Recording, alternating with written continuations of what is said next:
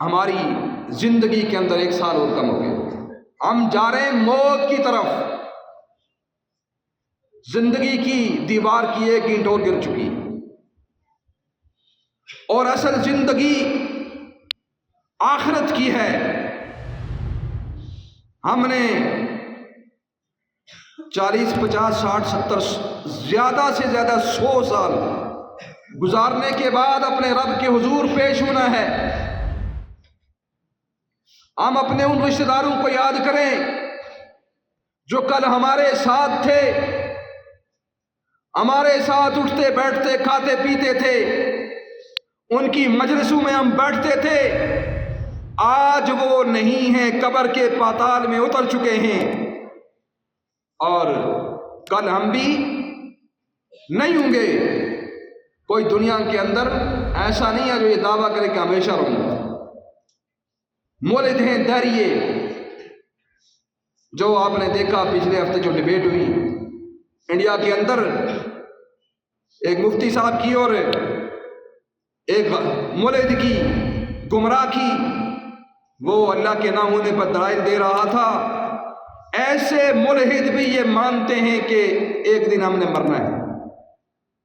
موت کا انکار نہیں ہے، اور عقل مند وہ ہے جو مرنے سے پہلے موت کی تیاری کرتا ہے،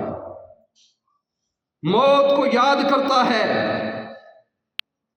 موت کے قریب ہوتے ہوئے اور تیاری میں لگ جاتا ہے۔ جب انسان کے سر اور داڑھی کے بال سفید ہونا شروع ہو جائیں، وہ سمجھ لے کہ یہ مجھے پیغام ہے، بلاوا ہے۔ حضرت عمر رضی اللہ تعالیٰ عنہ دوسرے خلیفہ ہیں، انہوں نے پہلے اپنے ساتھ ایک خادم تھا، اس کو بتایا تھا کہ تو مجھے ہر کام میں موت کی یاد دلایا کر، کہ عمر تو نے مرنا ہے، عمر تیرے سر پر موت کا فرشتہ کھڑا ہے۔ جب عمر کی داڑھی کے اندر سفید بال آئے، اسے کہا اب مجھے یہ نہیں کہنا، اب میری داڑھی کا سفید بال مجھے خبر دے رہا ہے کہ عمر تیری زندگی ختم ہونے والی ہے، عمر تیری موت کے دن قریب آ چکے ہیں، عمر تو قبر کے پاتال کی طرف جانے والا ہے، اس لیے آخری گھر کی تیاری کر جہاں تو نے ہمیشہ رہنا ہے۔ یہ دنیا کا جو گھر ہے ہمارے پاس، جس کو ہم کتنا سجاتے ہیں، اس کا رنگ روغن، اس کے اندر چمک دمک، اس کی کھڑکیاں دروازے، اس کا بیڈ، اس کا فرش، کیا کچھ ہم نہیں کرتے۔ اے کاش ہم آخرت کے گھر کو بھی سنبھالتے، جیسے ہم نے دنیا کے گھر کو سنبھالا ہے، جیسے ہم نے دنیا کے عارضی گھر کو جس کے اندر 60 70 80 سال رہنا ہے اس کو سنوارا ہے۔ کاش کہ ہم اس آخرت کے گھر کو سنوارتے، اس قبر کو سنوارتے،